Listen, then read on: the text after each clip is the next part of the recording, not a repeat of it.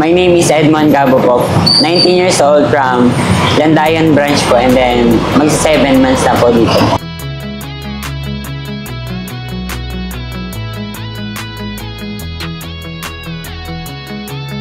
Ma'am, first time ko lang po mag-apply, ma'am. Sa ngayon po yung na-experience ko lang po is very challenging siya, sir, kasi yung mga hinahanap talaga nila is yung mga straight, ganun. Parang na-challenge.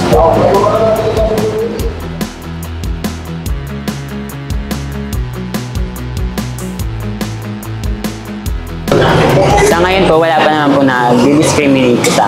Maganda naman po yung nila pag-assist sa amin.